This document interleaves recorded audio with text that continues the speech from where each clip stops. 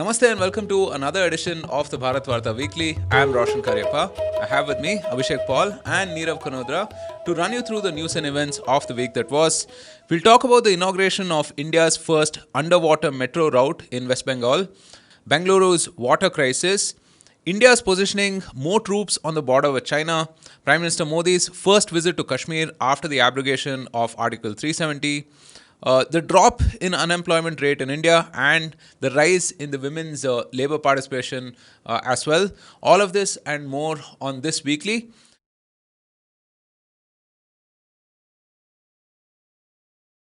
Before that, there was the National Creators Award ongoing. The Prime Minister was at the function as well. It celebrates India's vibrant digital creator economy.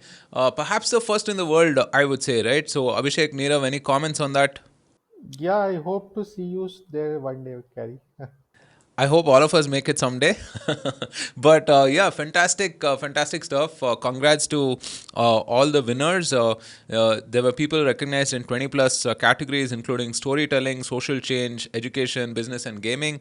I hope this becomes like an ongoing thing. And someday with all of your support, the three of us will be there receiving the award from Prime Minister Modi, right? Well, let's get started. Last week, Prime Minister Modi inaugurated India's first underwater metro line in Kolkata, West Bengal.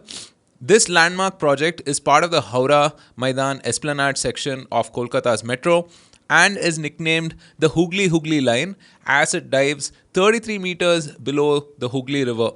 It spans a distance of 16.6 kilometers under the Hooghly River and crosses the 520-meter underwater stretch in just 45 seconds. Abhishek, pretty amazing infrastructure development here. And considering that you are from Kolkata, how do you see this impacting people's lives? Yeah, so Kolkata is one of those, I would say, few Indian cities which has always had good public transport, right? I think the metro line started in 1984 there. So that was probably the one big uh, thing in the city, right? That sort of it led India in how, let's say, the metro revolution, right? But I was just reading up some stats, right? And while I used to sort of very frequently use the metro when I used to live there, it was a very specific stretch of Kolkata which was serviced by the metro, right? So before 2014, Kolkata had about 28 kilometers of metro lines, right? So since then, another 25 kilometers have been added in the last 10 years. So you can imagine the sort of improvement in the metro services that Kolkata has seen in the last 10 years. So that is very substantial. Of course, this part is special because this is like the first one where it goes underwater, right? About a 520-meter stretch in under the Hooghly River. So obviously, when the Prime Minister inaugurated it, it created some very nice visuals. There were school children accompanying him in the first ride, right? So yeah, I think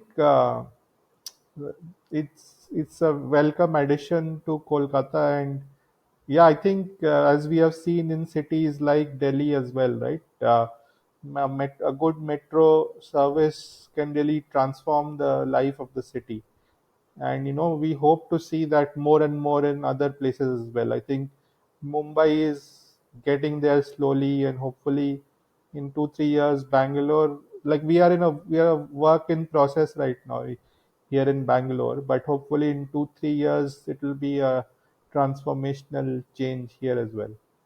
Absolutely. I mean, so if you look at the factors that affect GDP, right, capital, labor, productivity, and you consider that commute is such a big part of everyone's lives, right? I mean, everyone puts in about an hour and a half, let's say, on average. If that is halved, right, you're literally doubling the amount of time available for people to do other things, whatever they may be, right? So yeah, Nirav, you've seen this firsthand with Singapore. Perhaps the best when it comes to all of these stuff, right? So what are the changes you see between Singapore and here? No, so okay, I'll tell you what. Basically, what it happen, what this does is, I think you avoid road traffic. There's a lot of people. A lot of them either take a personal vehicle, whether it be a two-wheeler or a four-wheeler, or you have to take a bus, which takes a lot longer.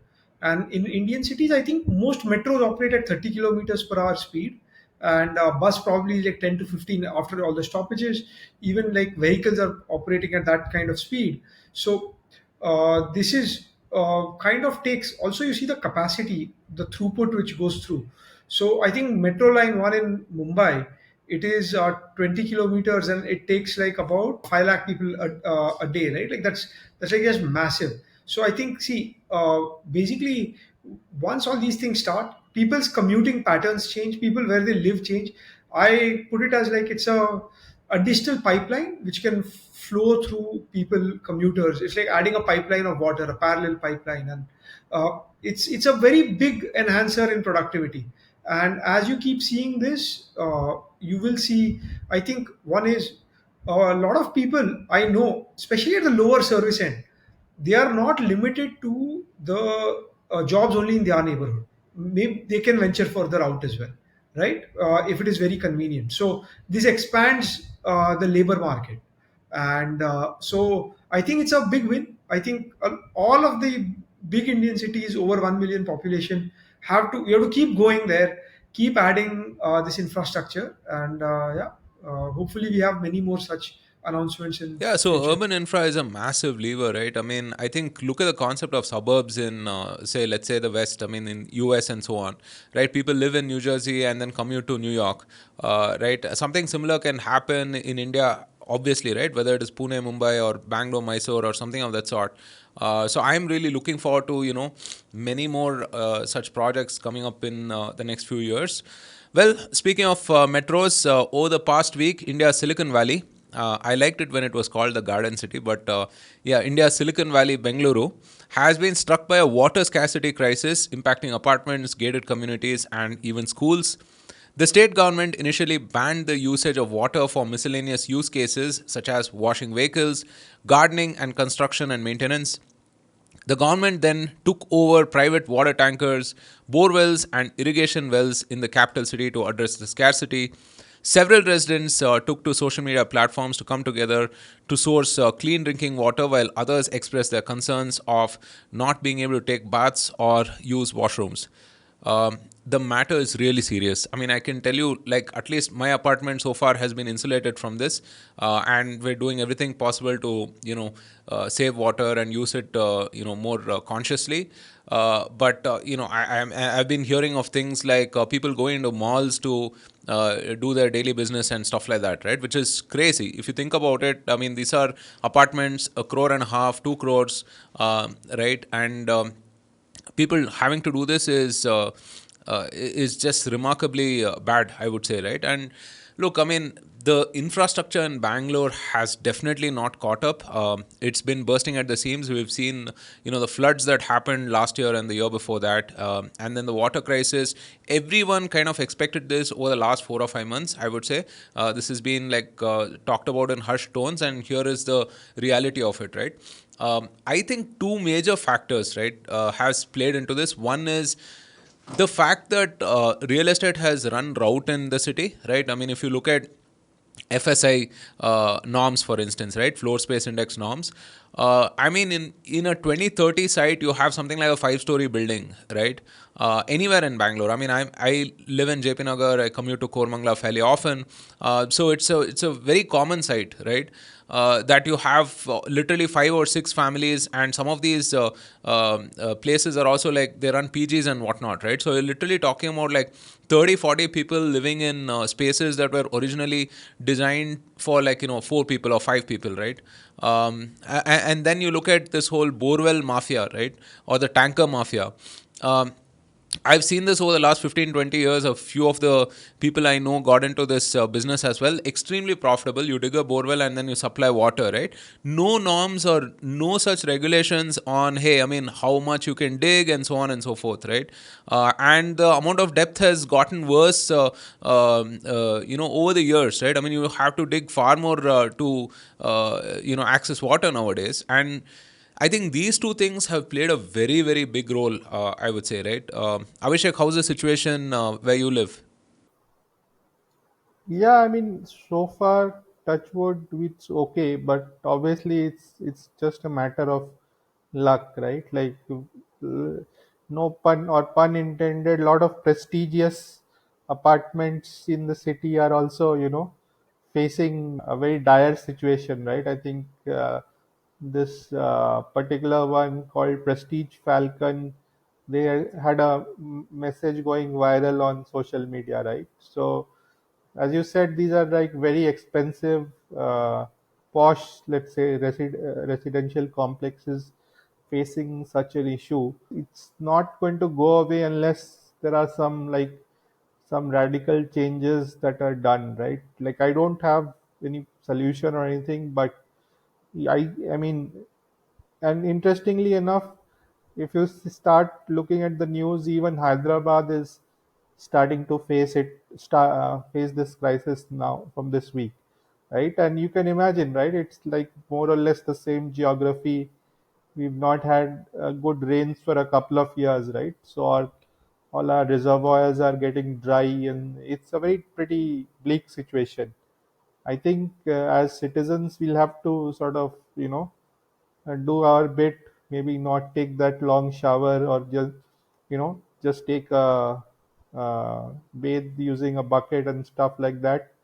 uh, Start using the RO water, for various other cleaning purposes and things like that, right? So every drop, I suppose, counts. And yeah, we'll have to, manage this crisis till the rains come back, right? But yeah, I think Karnataka unfortunately has this situation where there's a large gap between, let's say, the population and then or the quality of population and the quality of governance that we get in this state, right? So, I mean, over the years, we've let, as you said, this tanker mafia, run rampant and not really taken major governance steps, right, to address it. So basically, everything is dealt it only when it becomes a crisis, right? So now,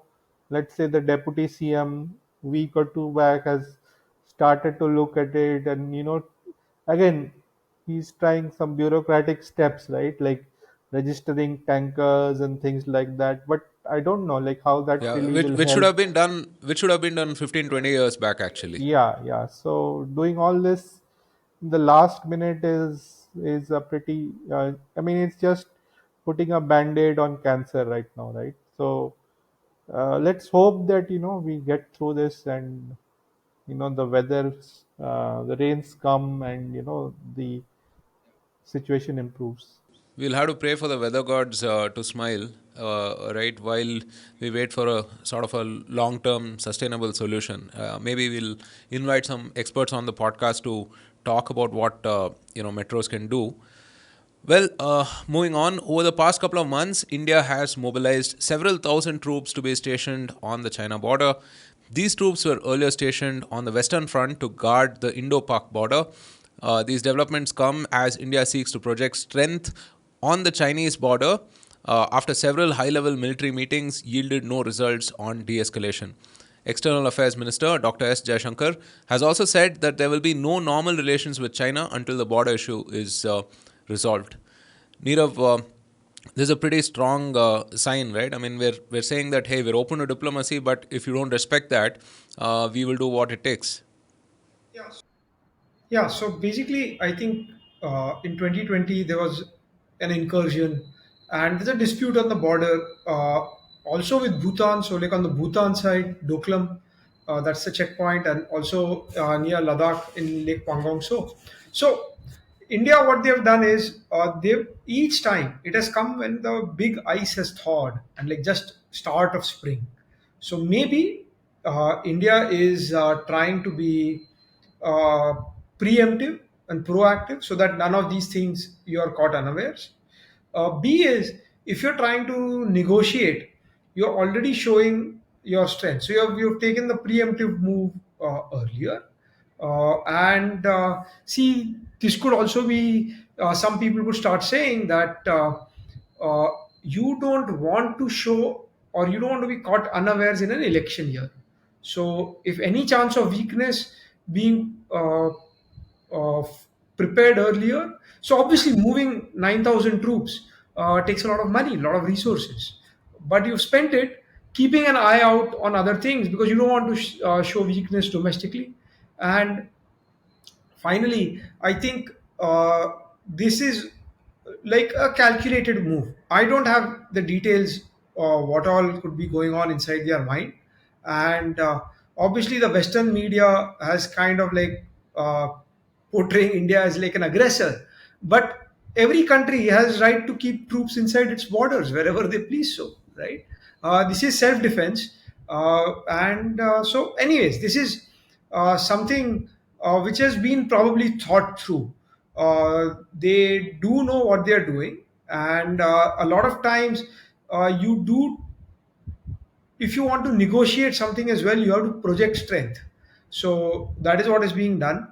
And who knows, most probably there might be nothing, but you rather be well prepared just in case.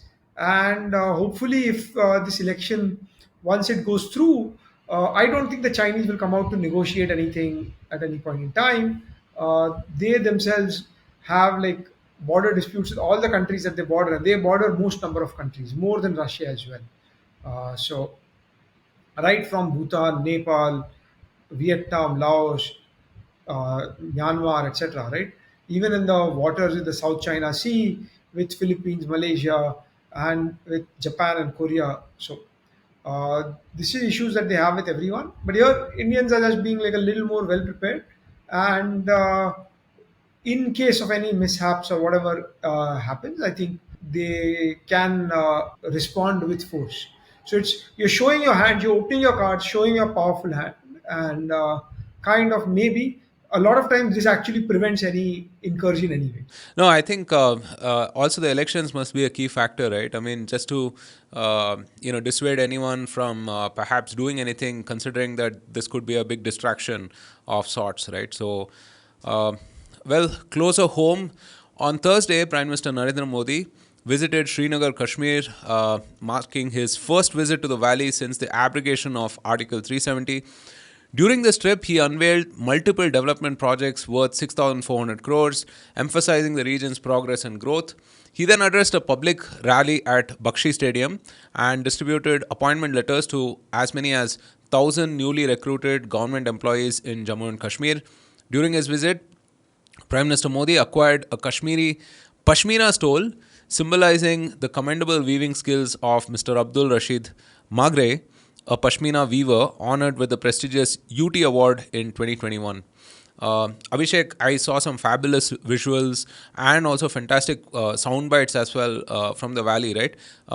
Completely different from all of the doom and gloom that has been portrayed in some of the Western media in terms of India being, let's say, an aggressor, stripping the autonomy of the state, to quote, one of those publications, and so on. Right? People have moved on. I mean, people's lives have progressed. So, what do you make of this? Yeah, I mean, as we head to the 2024 elections, I think the Prime Minister is traveling the length and breadth of the country, as part of this. I mean, it's like an unofficial part of the election campaign, right? Everything before the elections are announced is that, and he's announcing various schemes, or he's inaugurating various projects and so on. So I would say I looked at this visit in that light.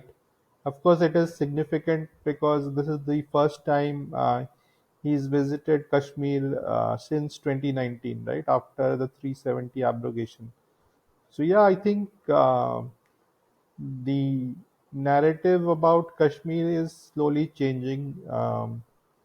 But as I was saying, I think last week or the week before, like, we'll have to wait and watch because we'll have the state elections soon as well, right? And it all depends on how the law and order situation develops once it is no longer under the center, right? And when it's under the center, it's basically, this is something, you have competence, right? When you have the central forces kind of taking care of things. Once it goes once again back to the state level, we'll have to see, whether it kind of keeps up or not, because ultimately what we need is good law and order, peaceful situation for all the rest of the things to thrive, whether it is tourism or whether it is, various handicrafts or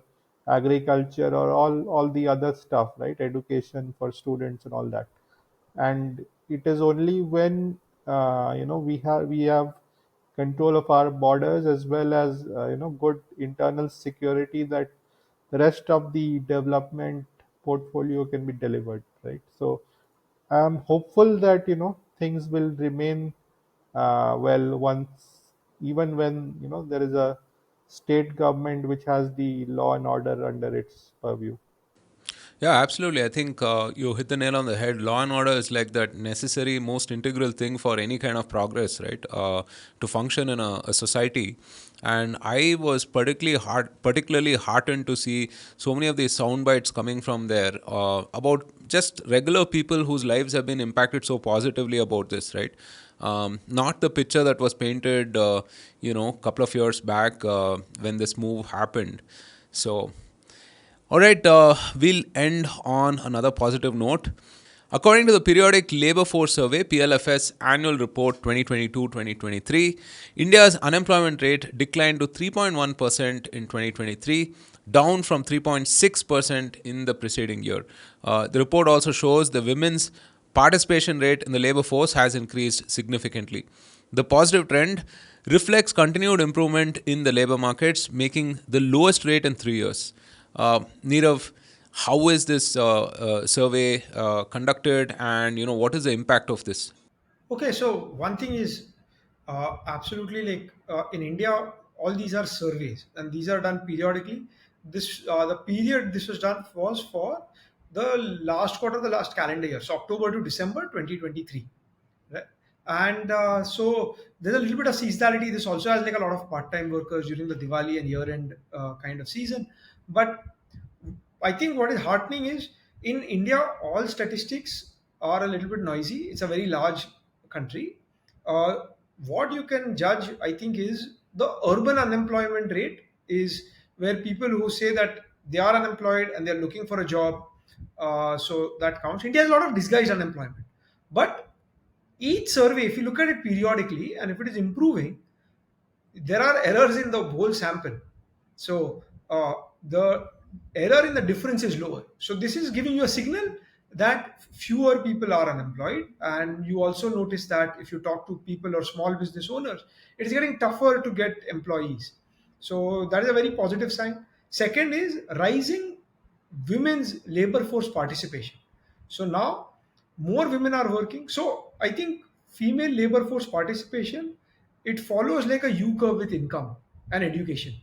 Very poor women uh, have to work because they live in households. A lot of them are doing domestic work or in like rural India, like they're doing a lot of farm labor work, etc.